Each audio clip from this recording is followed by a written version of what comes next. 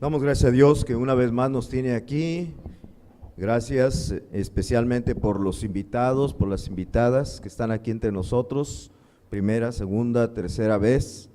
Nos da mucho gozo tenerles y pues es una grata alegría para nosotros y un deseo de nuestro corazón de volverles a tener aquí entre nosotros, ¿verdad que sí, iglesia? Deseamos volver a verles una vez más en cuanto les sea posible, ¿verdad? El tema se llama sepultados en agua. Bueno, vamos a empezar con la introducción. Sepultados en agua, ya se imaginan el tema, ¿verdad? Vamos a continuar hablando del tema que mencionábamos el domingo pasado, acerca de el bautismo, porque hoy precisamente tendremos en el culto que viene, el de las 11, vamos a tener bautismos. Y quiero empezar con esta suposición. Si quisieras representar la llanta de un automóvil, por ejemplo, tú dijeras, yo quiero representar la llanta de un automóvil, ¿cómo lo podríamos hacer de una manera más adecuada? Por ejemplo, les voy a dar varias opciones. ¿Usarías un triángulo? ¿Usarías una raya, o sea, un segmento de línea recta? ¿Usarías una X, una cruz así? ¿O usarías un círculo? ¿Qué sería lo más apropiado de esas figuras que acabo de decir? ¿Cuál? El círculo, ¿verdad? Pero ¿acaso no es más fácil usar una raya nada más? ¿No es más fácil dibujar una rayita así? ¿Y ya? Es más fácil, sí, pero ¿qué pasa con el símbolo de la raya comparado con el símbolo del círculo? ¿Qué sucede? ¿Ya? Bueno, ponle la introducción. Ok, hasta ahí. Pero ¿qué sucede? Bueno, lo que sucede es que no se parece en nada a lo que queremos representar. En cambio, el círculo sí se parece bastante a lo que queremos representar, que sería una llanta, porque tiene forma circular. Bien, algo similar ocurre con el bautismo. Algo similar ocurre con el bautismo, con la forma del bautismo y su significado, ¿verdad? Como lo vamos a ver enseguida. Bueno, ya vimos, ahí dice que el bautismo es para creyentes, eso lo vimos el domingo pasado, es solamente para creyentes. No hay ningún ejemplo en la Biblia en donde se mencione el bautismo, por ejemplo, de recién nacidos. No existe ese ejemplo y no existe mandamiento en la Biblia de que se bautice a recién nacidos. Ni Jesús dio ese mandamiento, ni en las cartas apostólicas encontramos un mandamiento así, aunque algunos dentro inclusive de iglesias cristianas evangélicas lo practican. Y lo quieren hacer similar a la circuncisión. En la circuncisión sí hay un mandamiento específico acerca de que hay que circuncidar a un recién nacido a los 8 días, ¿verdad? De recién nacido. Del bautismo nada se menciona al respecto, solamente se habla de creyentes. Es por inmersión en agua también, no hay ningún otro ejemplo en la Biblia. Estamos tomando la Biblia, no ni siquiera la historia de la iglesia, porque la iglesia desde sus principios hubo gente que empezó a enseñar las cosas mal. Todavía estaban los apóstoles vivos y ya tenían problemas de falsas doctrinas. ¿Se acuerdan? El concilio allá en Jerusalén, en Hechos 15, donde había algunos que pedían predicar, si no se circuncidan no pueden ser salvos. Ya estaban empezando a meter herejías. Por eso es que no nos podemos ir ni siquiera a la historia de la iglesia, sino a lo que dice la palabra de Dios. Y la palabra de Dios solamente está por inmersión, el bautismo. Y es una orden del Señor, dijimos, no es una sugerencia, no es si quieres, si te gusta, si deseas, sino es un mandamiento, ¿verdad? Es una orden el ser bautizados. No hacerlo es desobedecer la orden y por lo tanto es pecado, ¿verdad? Es pecado. Un creyente que no ha querido bautizarse está pecando contra ese mandamiento que el Señor dejó. Y hoy vamos a hablar acerca de el significado del bautismo y de su relación con la salvación. Así que pasemos entonces al punto de su significado. Su significado. Para eso vamos a analizar varias cosas para que podamos comprender mejor el significado. Primero, la muerte, porque el significado tiene que ver con muerte. El Señor Jesucristo murió por nuestros pecados, ¿lo creen? ¿Todos creen esto? El Señor Jesucristo murió.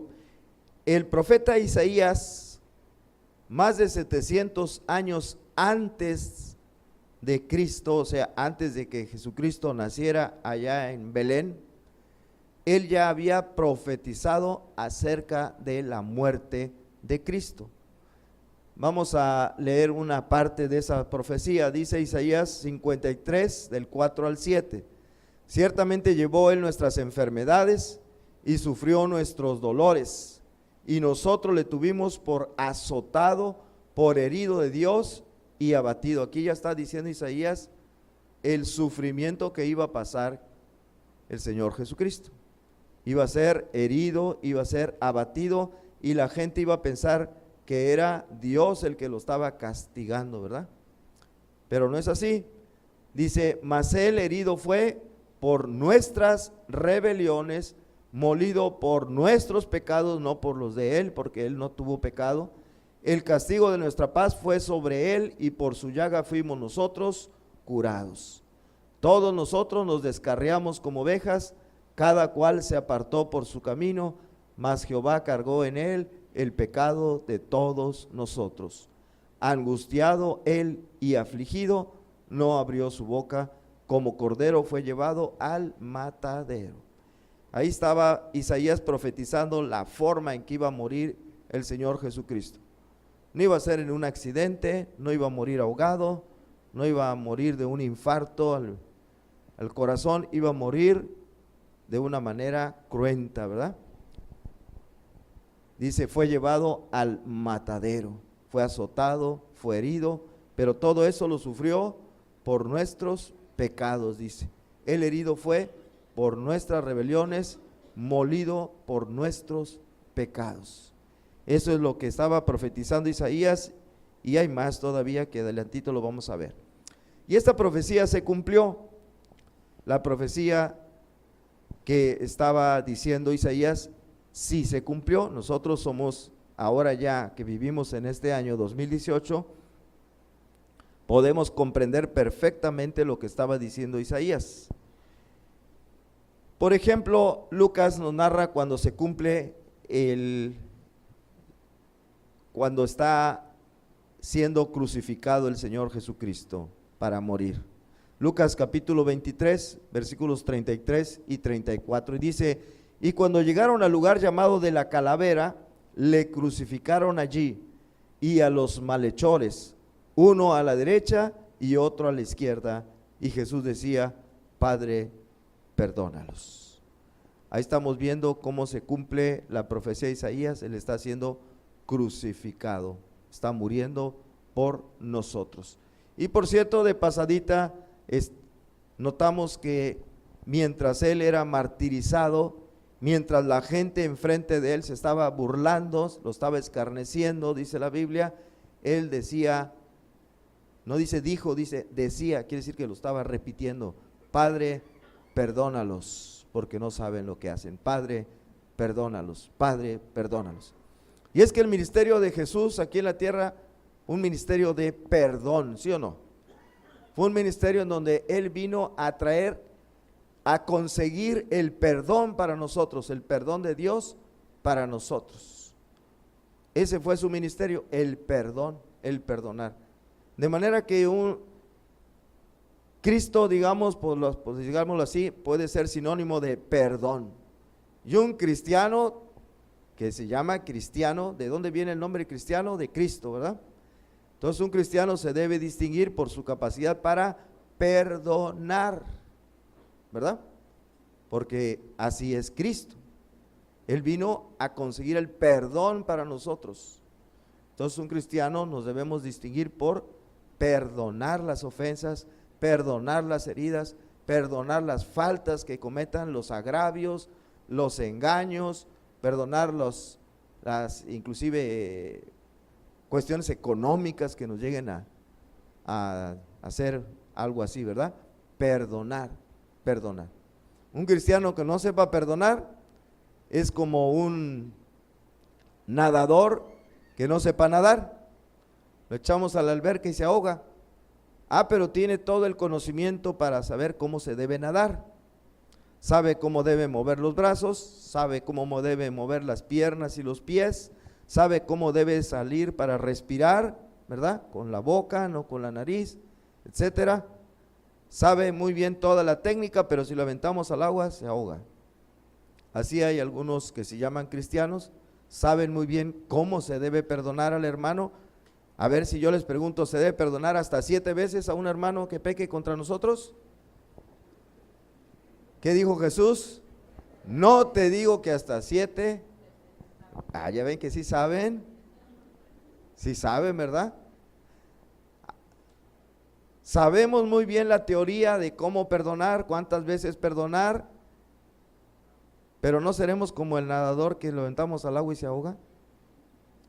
Es decir, ¿perdonamos? El cristiano que no sepa perdonar es que yo creo que no es cristiano. Cristo perdonó. Bueno, eso fue entre paréntesis. ¿Quién sabe por qué me salió? El apóstol Pedro afirma acerca de la muerte de Cristo en Hechos 10, versículo 39, dice: y nosotros somos testigos de todas las cosas que Jesús hizo en la tierra de Judea y en Jerusalén, a quien mataron colgándole de un madero. Estamos hablando de que se cumplió, que Jesús murió, fue asesinado. Bueno, y el apóstol Pablo lo confirma en Romanos 5:8, dice: mas Dios muestra su amor para con nosotros, en que siendo aún pecadores, Cristo murió por nosotros. Mas Dios muestra su amor para con nosotros, en que siendo aún pecadores, Cristo murió por nosotros. Y también en 1 Corintios 15:3 dice: porque primeramente os he enseñado lo que asimismo recibí, que Cristo murió por nuestros pecados, conforme a las Escrituras. ¿Qué quiere decir conforme a las Escrituras? ¿Mande? Que ya estaba escrito, ¿verdad? Cómo iba a ser. ¿Y dónde estaba escrito, por ejemplo? Pues en Isaías, ¿verdad? Lo acabamos de leer en Isaías 53. Así que Él murió conforme a las Escrituras.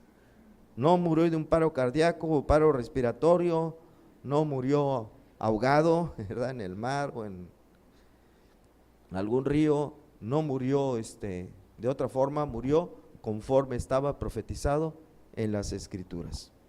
Bien, Cristo murió por nuestros pecados.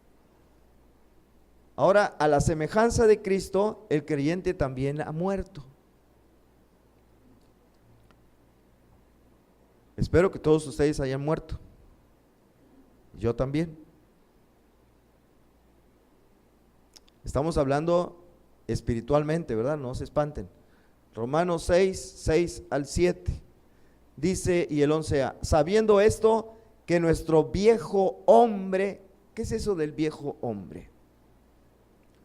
Dice la Biblia, es el que está viciado con deseos, ¿verdad? Engañosos, carnales, sensuales, todo eso que tiene inclinación a hacer el mal, el pecado. Dice, nuestro viejo hombre fue crucificado juntamente con él. Se debe haber muerto, ¿verdad? Para que el cuerpo del pecado sea destruido, a fin de que ya no sirvamos más al pecado, porque el que ha muerto ha sido justificado del pecado. Y el 11 dice, así también vosotros consideraos muertos al pecado, pero vivos para Dios en Cristo Jesús, Señor nuestro. ¿Se entiende? también el creyente ha muerto, muerto al pecado, muerto su viejo hombre que fue crucificado juntamente con Cristo. Otro pasaje que nos habla de esto, Colosenses 3:3 y versículo 5, dice: porque habéis muerto y vuestra vida está escondida con Cristo en Dios. ¿Se fijan? Jesucristo fue muerto por nuestros pecados y nosotros también hemos muerto a nuestros pecados, ¿verdad? Hemos muerto a nuestros pecados. El viejo hombre ya fue crucificado. Eso se espera de un cristiano. Después de que Cristo fue crucificado y muerto, ¿qué siguió? Fue sepultado. Vamos a la sepultura. Jesús fue sepultado después de haber muerto. Esto también estaba profetizado, la forma, el lugar en que iba a ser sepultado. Isaías en el mismo capítulo 53 profetiza acerca de la sepultura de Cristo. Dice Isaías 53:9: y se dispuso con los impíos su sepultura, o sea, él fue crucificado entre dos ladrones y le esperaba, en teoría, haber sido sepultado junto con esos dos ladrones, ¿verdad? Con esos dos criminales. A ver, que el cuerpo de los tres lo hubieran agarrado los romanos y los avientan en una fosa común y vámonos. Esa era la disposición inicial. Pero dice: más con los ricos fue en su muerte, aunque nunca hizo maldad, ni hubo engaño en su boca. Le esperaba, repito, haber sido sepultado en una fosa común con los otros dos criminales. Dice: pero no fue así, sino que fue sepultado como un rico. ¿Quién sepultó a Jesús? El cumplimiento de esta profecía lo leemos en Juan 19, versículos 38 al 42. Dice: después de todo esto, José de Arimatea, que era un ricachón de aquel tiempo, que era discípulo de Jesús, pero secretamente por miedo de los judíos, rogó a Pilato que le permitiese llevarse el cuerpo de Jesús, y Pilato se lo concedió. Entonces vino y se llevó el cuerpo de Jesús, José de Arimatea, un hombre rico. También Nicodemo, el que antes había visitado a Jesús, este es otro hombre también rico, ¿verdad? De aquel tiempo, Nicodemo, del que se narra ahí en Juan capítulo 3, ¿se acuerdan? Cuando le dice: si no, es necesario nacer de nuevo para entrar al reino de Dios. Bueno, dice también Nicodemo, el que antes había visitado a Jesús de noche, vino trayendo un compuesto de mirra y de áloes como 100 libras, pues tenía dinero. Versículo 41 dice: había un huerto y en el huerto un sepulcro nuevo, en el cual aún no había sido puesto ninguno.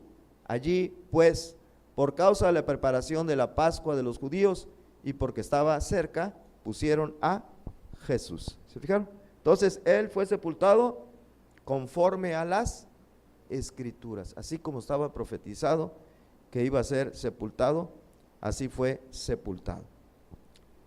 Jesús fue muerto, crucificado, y el creyente, dice la Biblia, también es crucificado su viejo hombre, de manera que ha muerto al pecado, para que el pecado ya no se enseñoree de él. Jesús, después de muerto, fue sepultado conforme a las Escrituras, en el sepulcro de un hombre rico. Bueno, el creyente también es sepultado. Una vez muerto, también es sepultado. Miqueas, fíjese, este texto del Antiguo Testamento, que está hablando de otra cosa, pero sin duda también podemos relacionarlo con este asunto, y me llama la atención de que menciona el agua en el texto. Dice: Él volverá a tener misericordia de nosotros, sepultará nuestras iniquidades y echará en lo profundo del mar todos nuestros pecados. ¿Verdad? Para que entendamos en qué sentido estamos hablando de sepultar. No vayan a pensar que es literal o físicamente o materialmente, sino en el sentido en que lo dice Miqueas: sepultará nuestras iniquidades y echará en lo profundo del mar todos nuestros pecados. Ahora sí vamos a ver el cumplimiento. Dice Romanos 6:4, dice: porque somos sepultados juntamente con Él. Somos sepultados juntamente con Él. Habiendo muerto nuestro viejo hombre, ahora somos sepultados también con Él. Colosenses 2, versículos 11 y 12 dice: en Él también fuisteis circuncidados con circuncisión no hecha a mano, al echar de vosotros el cuerpo pecaminoso carnal en la circuncisión de Cristo, sepultados con Él. Sepultados con Él, dice la Biblia. Somos muertos y somos también sepultados. Ahora sí viene lo que decía la hermana. ¿Qué sigue? La resurrección. La resurrección. Bueno, Jesús resucita de la tumba. También estaba profetizada la resurrección de Jesucristo. En el mismo pasaje de Isaías capítulo 53, versículos, en este caso 10, la parte B, y el 11 dice, habla acerca de Jesús, dice, del Cristo, dice: cuando haya puesto su vida, o sea, cuando haya muerto, cuando haya puesto su vida en expiación por el pecado, dice, verá linaje, vivirá por largos días. ¿Qué está diciendo aquí? Después de que haya muerto, ¿qué dice? Vivirá. Va a volver a vivir. ¿Está hablando de qué? De la resurrección. Y la voluntad de Jehová será en su mano prosperada. Verá el fruto. ¿Cómo va a ver si está muerto? Pues porque ha resucitado. Está vivo otra vez. Verá el fruto de la aflicción de su alma y quedará satisfecho. Qué bonito está este versículo. Cristo murió, sufrió, fue afligido por nuestros pecados, pasó momentos terribles de sufrimiento, de agonía, de dolor, pero finalmente, después de haber muerto y resucitado, dice, Él va a ver el fruto de la aflicción de su alma. Va a decir, valió la pena haber muerto por ellos. ¿Cómo ven? Al ver todas las personas, todas las almas que son salvadas por su muerte en la cruz, Él se va a sentir satisfecho. Satisfecho. Porque todos nosotros, si no fuera porque Él sufrió lo que sufrió, iríamos a donde creen. Al infierno. Al infierno. ¿O nos merecemos ir al cielo? Somos bien bonitos, bien buenos, ¿no, verdad? Nos merecíamos ir al infierno, todos nosotros teníamos el destino, el infierno, pero ahora, gracias a Él, podemos tener entrada al reino de Dios.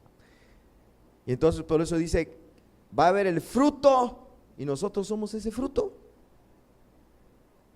las almas salvadas, y Él va a quedar satisfecho. Satisfecho.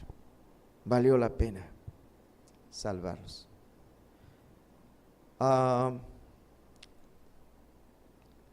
También el Salmo 16, versículo 9, la segunda parte, y el 10, dice, mi carne también reposará confiadamente, porque no dejarás mi alma en el Seol, ni permitirás que tu santo vea corrupción. El cuerpo de Cristo no se corrompió.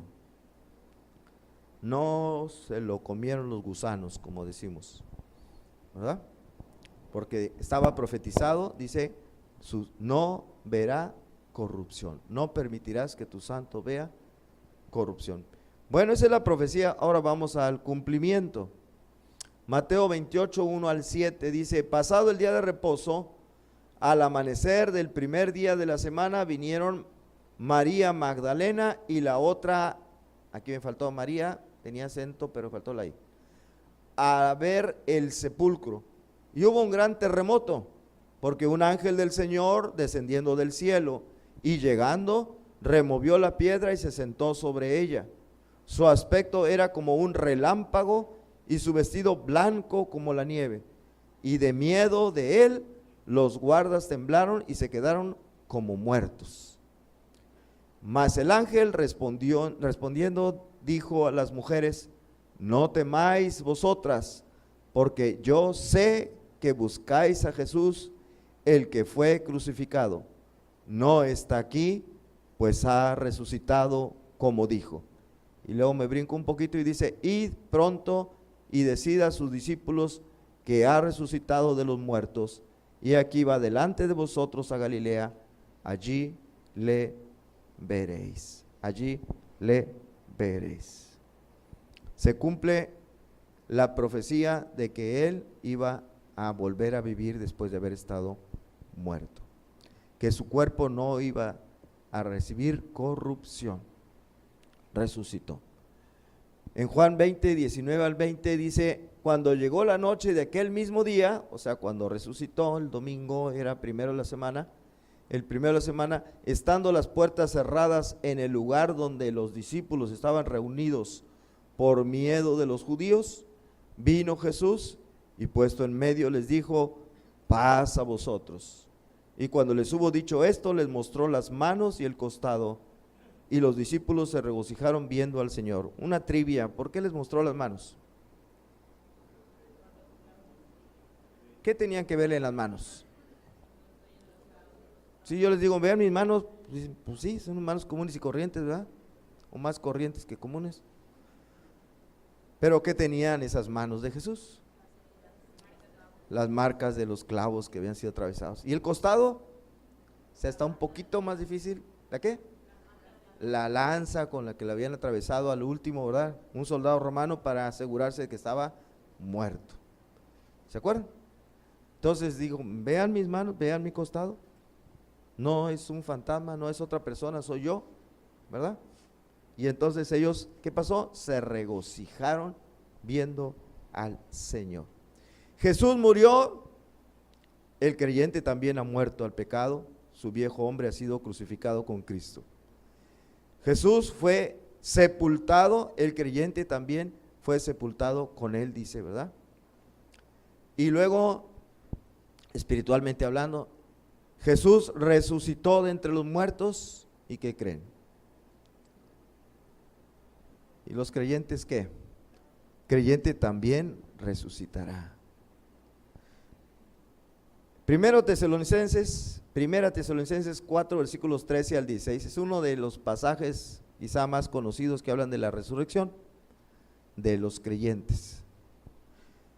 Tampoco queremos, hermanos, que ignoréis acerca de los que duermen. Esta palabra duermen no se refiere literalmente a que están dormidos, se refiere a la muerte, ¿verdad?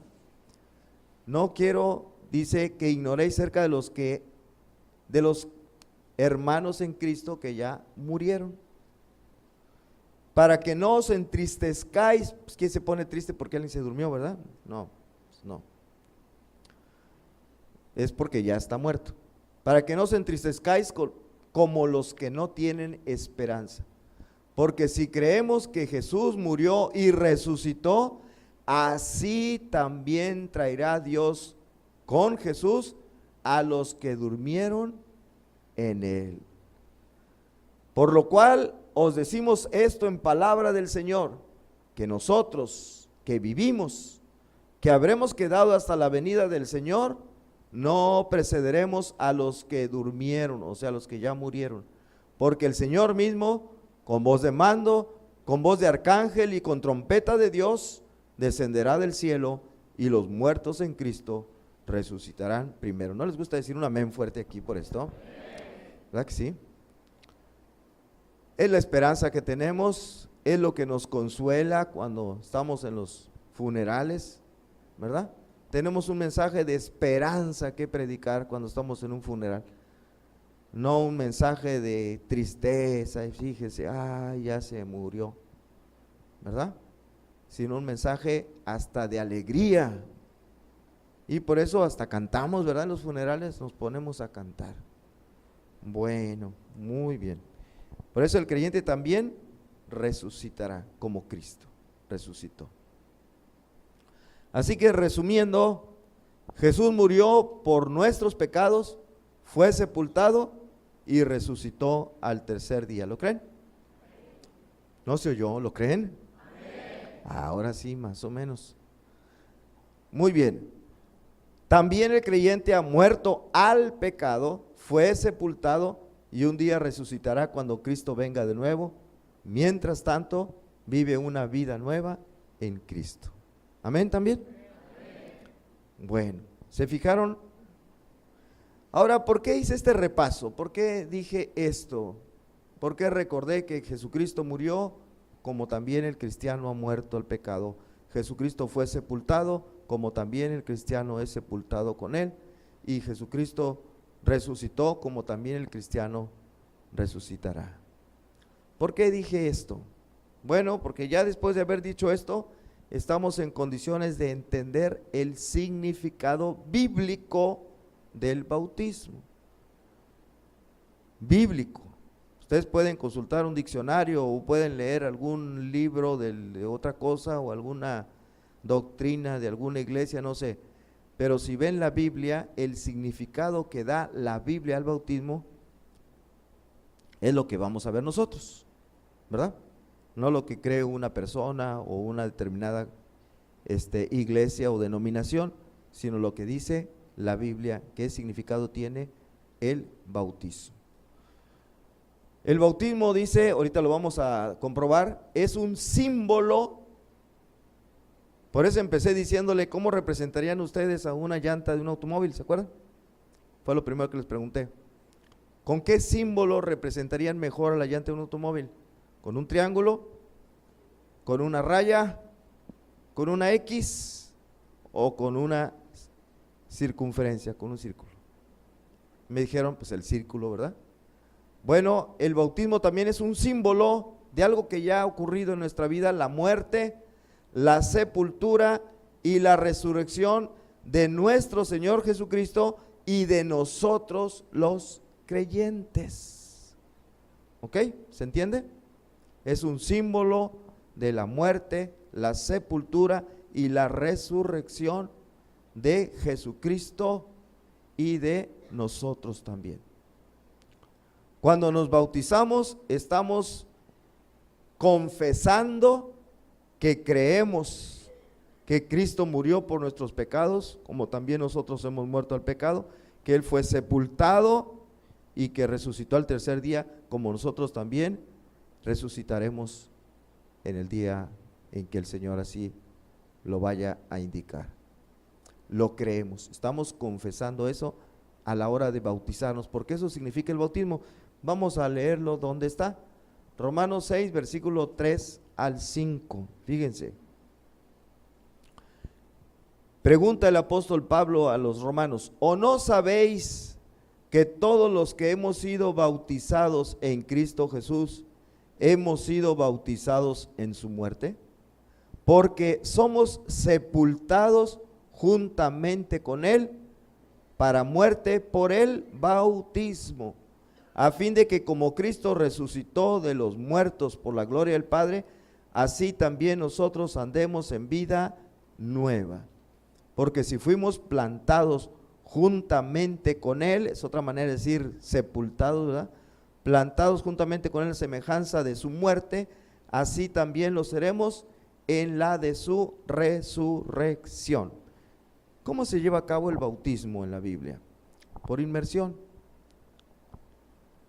La persona, ¿verdad?, está de pie y luego se le sumerge en el agua. Simbólicamente esa persona, no en ese momento, sino ya puso su fe en Cristo Jesús, ha muerto al viejo hombre y entonces es sepultado. Cuando se sumerge en el agua, se está simbolizando que está siendo sepultado. ¿Cómo se sepulta una persona? Se hace agujero en la tierra, ¿verdad? Se pone su cuerpo allí y se le tapa con tierra, ¿verdad? De manera que queda algunos metros debajo de la tierra. ¿Se entiende? Eso es lo que es cuando una persona es sumergida en el agua, está siendo sepultada, está simbolizando su sepultura. Y cuando sale del agua, ¿qué estará simbolizando? La resurrección. ¿Me entendieron? La resurrección. Eso es lo que significa el bautismo. Cuando uno se bautiza está confesando que cree eso, que lo cree. Pero antes de ser bautizado tiene que decir que lo cree, ¿verdad? Tiene que creer en Jesucristo. Bueno, ahora dicho todo esto, vamos a la primera conclusión de hoy. Siendo entonces el bautismo la representación de una muerte, una sepultura y una resurrección, ¿con qué símbolo se puede representar? ¿Inmersión o aspersión? ¿Cuál queda más? ¿Cuál es más apropiado de los dos? Inmersión. Inmersión, ¿me explico bien? El otro no se parece nada al significado, no tiene nada que ver. O díganme si algún muerto lo han visto que lo sepultan nomás echándole tantita tierra en la cabeza.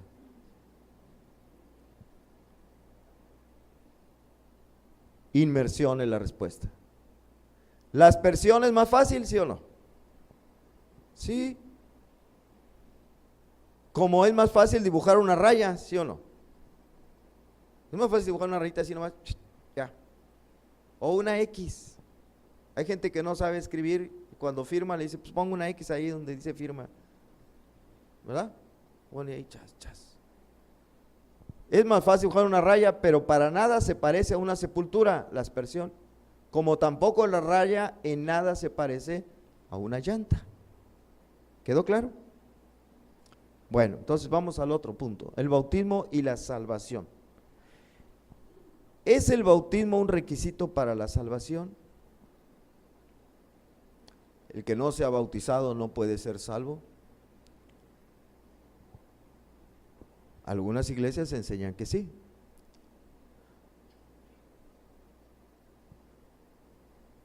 ¿Qué dice la Biblia? La Biblia dice no. ¿Dónde lo dice? En un titipuchal de versículos dice que no. La Biblia dice que la salvación, ¿cómo se obtiene? Es por gracia, por medio de la fe. Es un favor que Dios nos hace y se obtiene al tener fe. No en cualquier cosa, ¿verdad? Sino en Jesucristo, el Hijo de Dios que dio su vida en sacrificio por nuestros pecados. Algunos de los muchos versículos que hay en la Biblia voy a poner aquí, son muchos.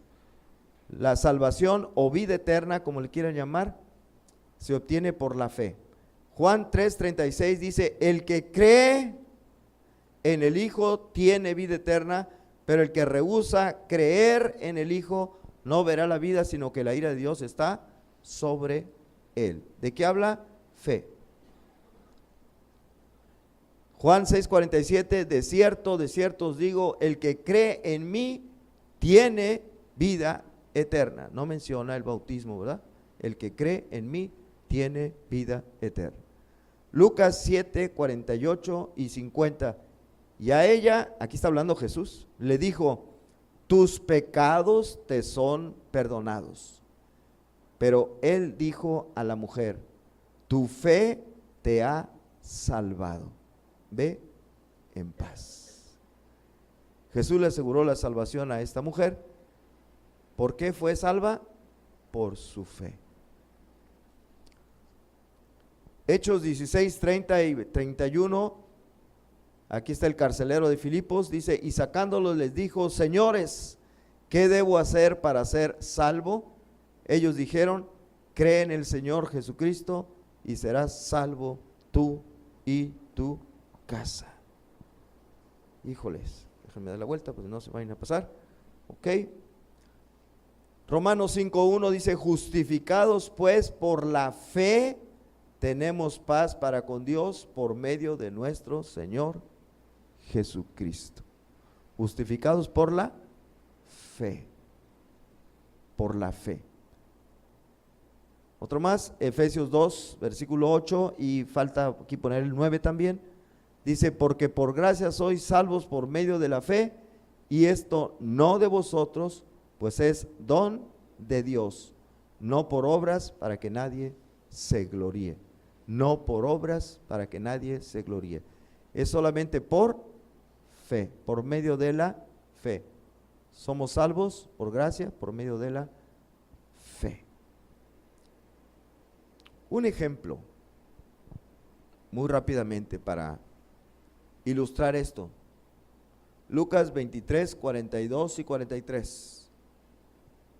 Y dijo a Jesús, acuérdate de mí cuando vengas en tu reino. A ver, ¿quién dijo esto? Uno de los dos malhechores que estaba crucificado al lado de Jesús, ¿verdad? Él en un principio estaba también atacando a Jesús junto con el otro, pero después en un momento dado comprendió la verdad y entonces reprendió al otro y luego se vuelve hacia Jesús y le dice, acuérdate de mí cuando vengas en tu reino. Quiere decir que creyó en Jesucristo, creyó en Él. Y entonces, nada más que se iba a morir. ¿Lo bautizaron? ¿Qué le dijo Jesús? Entonces Jesús le dijo, lo siento mi amigo, pero como no vas a poder ser bautizado, te vas a ir al infierno. Entonces le dijo, de cierto te digo que hoy estarás conmigo en el paraíso. Es un ejemplo que podemos tomar de la Biblia de alguien que tuvo la salvación, no fue bautizado. No fue bautizado. Por eso dije, el bautismo es un requisito para ser bautizado. La respuesta de la Biblia es no. Otro concepto también que de repente algunas personas tienen equivocadas, tampoco el bautismo es para lavar o limpiar los pecados. Hay algunos por ahí que andan enseñando esto, ¿verdad? No, el bautismo lava el pecado original o lava quién sabe qué pecados. ¿Enseña eso la Biblia? ¿El agua tiene poder para limpiarnos de los pecados? ¿Quién se baña todos los días? No, es cierto. Si se bañaron hoy, vienen bien limpiecitos de pecados. No, el agua no tiene ese poder. ¿Qué es lo que nos limpia de todo pecado, dice la Biblia? Primera de Juan 1:7, pero si andamos en luz, como Él está en luz, tenemos comunión unos con otros, y la sangre de Jesucristo, su Hijo, nos limpia de todo pecado. ¿Cómo ven? ¿Ustedes han pecado recientemente? Digamos, los últimos 3 días. ¿Se aplica esto para ustedes? Depende. Bueno, es que ahí hay un prerequisito, ¿sí lo ven o no? Si andamos en luz, como Él está en luz, ¿y cómo se nota que andamos en luz? Porque tenemos comunión los unos con los otros. ¿Hay alguien aquí que está enojado con otro de por aquí?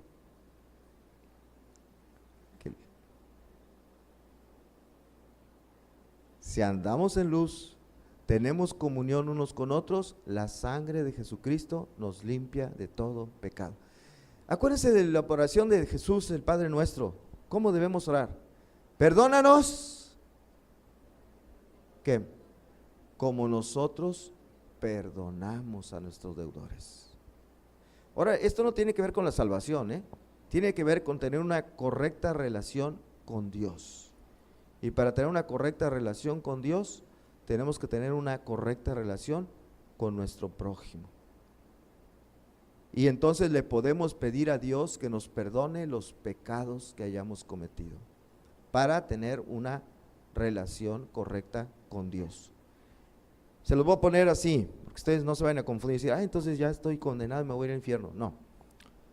¿Tienen ustedes hijos? ¿Algunos de ustedes tienen hijos o hijas? Bueno.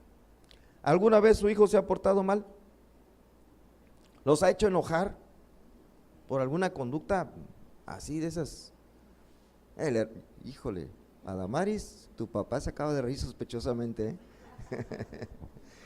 Bueno, sí. Y entonces, ¿qué pasó?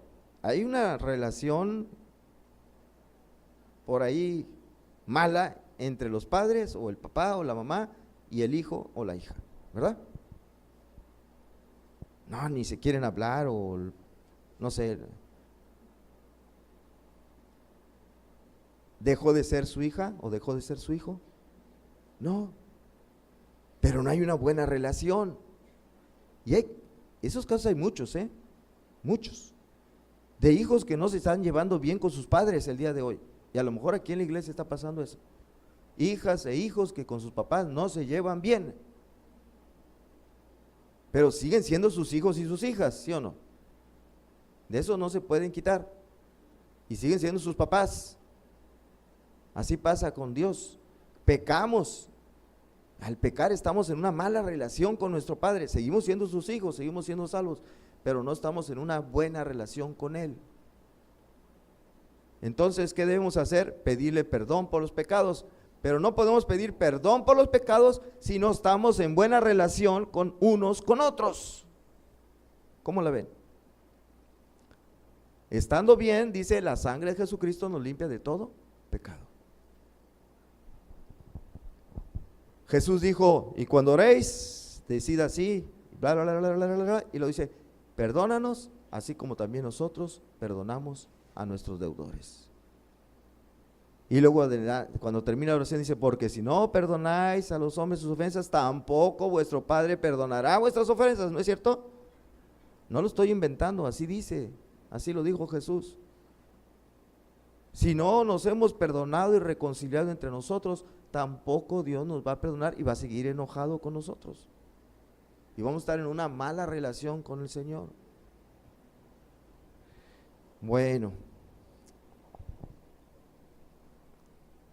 Hebreos 9, 13 y 14 dice, porque si la sangre de los toros y de los machos cabríos y las cenizas de la becerra rociadas a los inmundos santifican para la purificación de la carne, cuánto más la sangre de Cristo, esto es del antiguo pacto, ¿verdad? Cuánto más la sangre de Cristo, el cual mediante el Espíritu eterno se ofreció a sí mismo sin mancha a Dios, limpiará vuestras conciencias de obras muertas para que sirváis al Dios vivo, ¿verdad? La sangre de Cristo nos va a limpiar de esas conciencias de obras muertas, o sea, de nuestro pecado, dice Hebreos. Y por ahí en Apocalipsis 7, 14, hasta en el futuro, dice, y él me dijo, estos son los que han salido de la gran tribulación y han lavado sus ropas en el agua del río Jordán, o del río Pánuco. No, dice, las han emblanquecido en la sangre del Cordero. Vamos a la conclusión número 2 y última. La salvación no depende de ninguna obra que hagamos nosotros, incluyendo el bautismo, sino solamente de la obra redentora que hizo Cristo en la cruz del Calvario, y es para aquel que en Él cree. Es para aquel que en Él cree. Alguien puede decir, bueno, ¿y entonces para qué me bautizo? Medio convenenciero, ¿verdad? Si no va a ser para salvación, ¿para qué me bautizo? Total, ya soy salvo.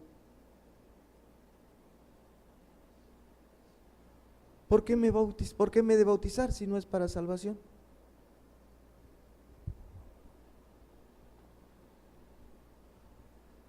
¿Por qué será? Por obediencia, ¿verdad? Porque el Señor lo mandó, el Señor lo ordenó. Y si no lo obedecemos, ¿qué pasa? Cuando no obedecemos un mandamiento del Señor, ¿cómo se le llama eso?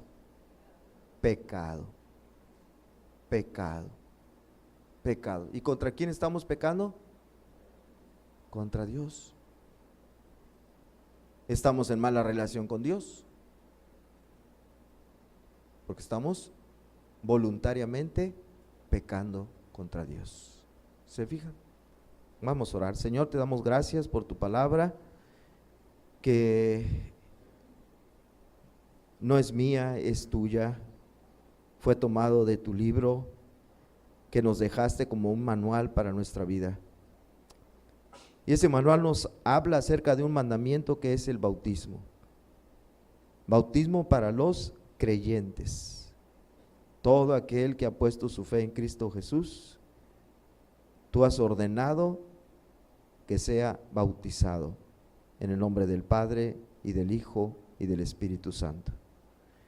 Así es, simbólicamente representando su muerte, su sepultura y su resurrección a una nueva vida. Gracias, Señor, que todos en este lugar, que todo tu pueblo sea un pueblo obediente, obediente, no solo al bautismo, sino a todos tus mandamientos. Gracias, que tu Espíritu Santo obre, redarguya, convenza, porque es el único que lo puede hacer. Te lo pido y te lo agradezco en el nombre de Cristo Jesús. Amén.